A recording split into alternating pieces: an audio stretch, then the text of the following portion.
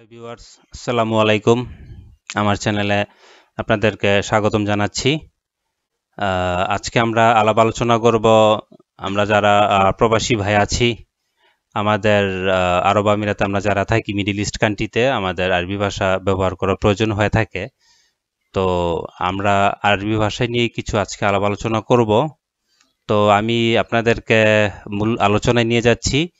এখানে বাংলাও দেওয়া আছে, আরবিও দেওয়া আছে। তো আমি মূল আলোচনা আপনাদেরকে নিয়ে যাচ্ছি। বাংলাতে যেরকম হচ্ছে গিয়ে যে তোমার কাছে চাবি আছে, তোমার কাছে চাবি আছে, এটার আরবিতে আপনি বলবেন ইনতা ফি মিফতা।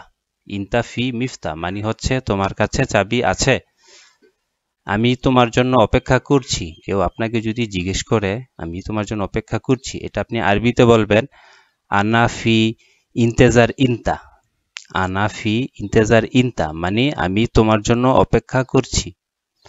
বইটি দাও, কেউ যদি আপনাকে জিজ্ঞেস করে বইটি দাও, তখন আপনি বলবেন জিব আল কিতাব।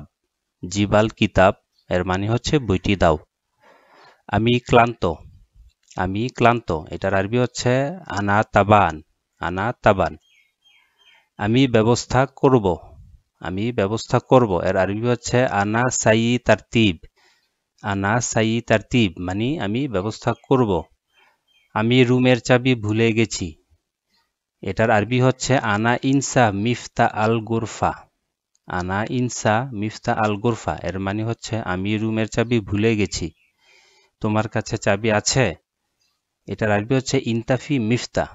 ইনতাফি মিফতা মানে তোমার কাছে চাবি আছে।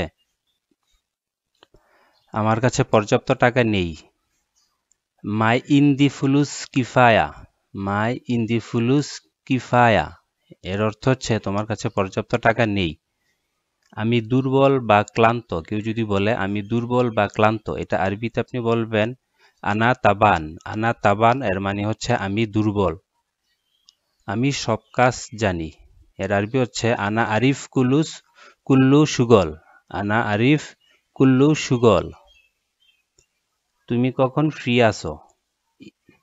ইনতা মিতা ফাদি। ইনতা মিতা ফাদি এর অর্থ হচ্ছে তুমি কখন ফ্রি আছো। পাসপোর্ট অফিস কোথায়? এর আরবি হচ্ছে আইনা মাকতাবুল জাওজাত।